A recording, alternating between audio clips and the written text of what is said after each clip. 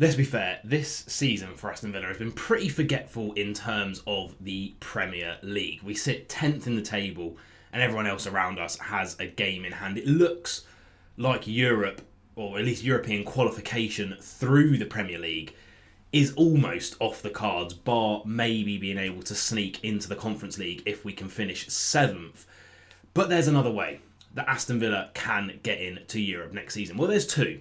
One is winning the Champions League, which obviously grants you automatic qualification for the next year's tournament, but we'd have to go through the likes of Liverpool, Real Madrid, Barcelona, Bayern Munich, Arsenal, all of these teams, PSG, are still in that competition. It looks unlikely, let's be fair. We would be rank outsiders alongside the likes of Club Brugge and PSV to win the Champions League. Now, stranger things, as you can tell by the Funko Pops behind me, have happened. But there is another way that Villa can get in to the Europa League, and that is, of course, through the FA Cup. We're into the quarterfinals. We're going to be talking about that competition today, the teams that are left and what we'd have to do to win it, and why Aston Villa need to almost shuffle some of our eggs so that majority of them are in that FA Cup basket. We need to take it seriously because the financial benefits of getting into the Europa League next year, considering the likes of Rashford, option to buy if he keeps on doing well, extending Asensio's loan and his wages, and just our turnover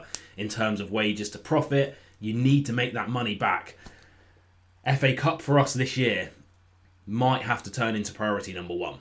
Guys, if you are enjoying the content though, you've already seen it on the screen once, be sure to like, be sure to subscribe. We are closing in to 5,000 subscribers, which is our goal by the end of the year. So yeah, leave a like if you like the Aston Villa content, Premier League content.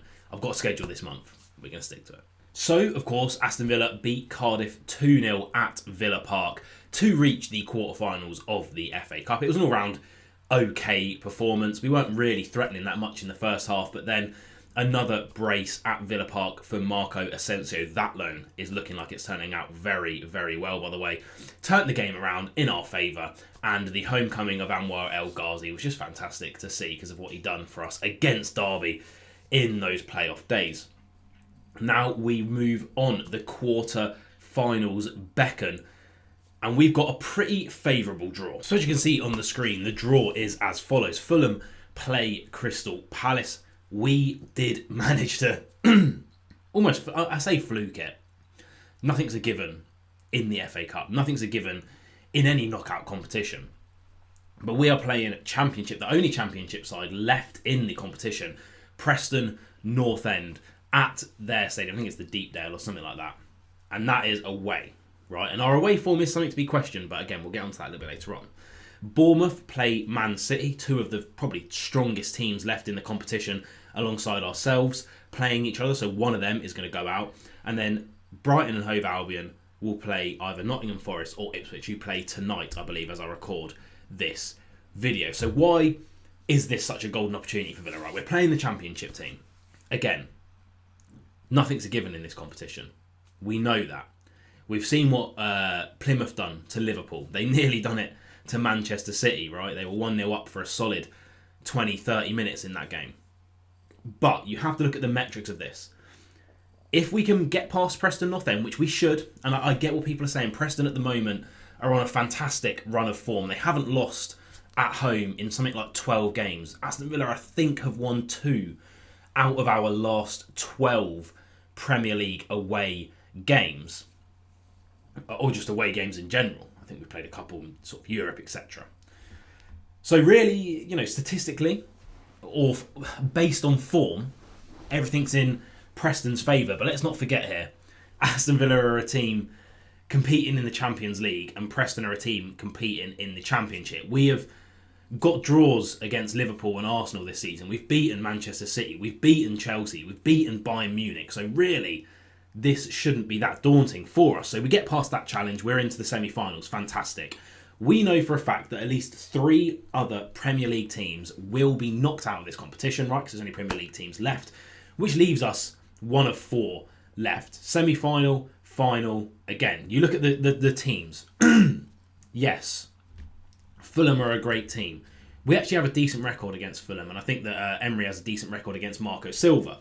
Crystal Palace, yeah, we know what they just done to us in the Premier League. We know we can't play at Selhurst Park. But again, lower opposition on our day, man for man, as long as we don't go to 3 at the back again, because that was ridiculous, we should beat them, right? Bournemouth and Manchester City, yep, bogey teams. Again, we've beaten Manchester City this season. They're not the force that they once were. And then Brighton and Nottingham Forest, I'd imagine, will be the ones playing in that fixture. Yep, again, strong teams, but they're not Liverpool. They're not Arsenal. They're not Manchester United, who we just can't beat for some reason.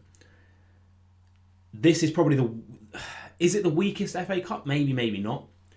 But in terms of an opportunity for us to win, considering we've just been going out in the 3rd round for the last 5 years, it's golden. But it's not going to be easy, right? We're still down a ridiculous amount of defenders, and Axel Disasi is cup tied. I believe he played for Chelsea in the 3rd round. It must have been the 3rd round, because I don't think Chelsea got very far this year.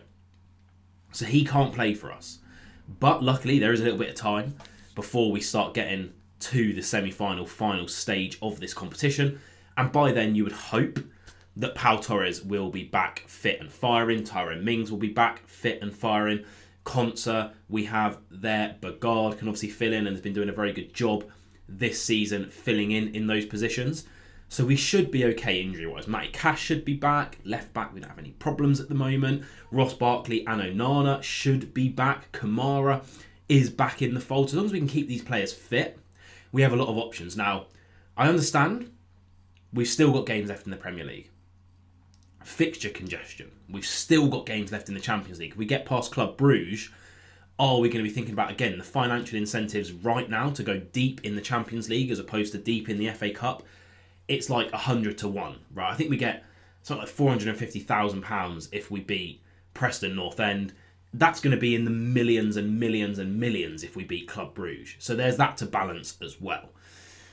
Other players coming into the fold. You'd imagine that Donyell Mallon will get his chance to shine, right? He's not in our Champions League squad.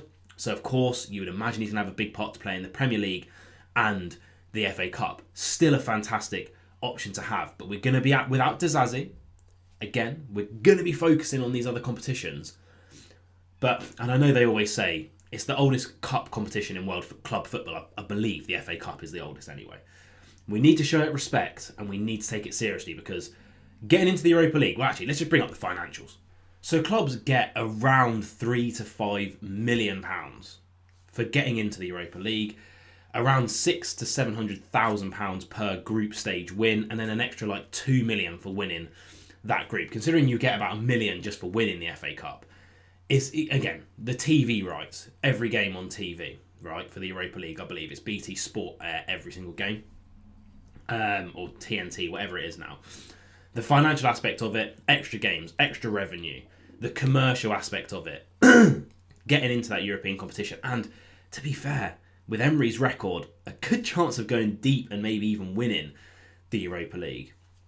For FFP, PSR, and this new ESR thing that we're getting like stuck on with, which is the European spending regulations, it would be stupid almost not to push the FA Cup as far as we can go. Again, we could win the Champions League and then get into the Champions League again next season. We could finish 4th in the Premier League, although it looks unlikely if you look at the table, you look at the fixtures that we still have remaining. This FA Cup is our chance to really get into the big time, and we need to take it. And this game comes at the end of March, a March that we have so much time off. I believe we're going to go to Dubai for a warm weather camp. Now, I, for one, am absolutely buzzing for the FA Cup. I really do think we're going to try and go for it. We're going to try and win this competition.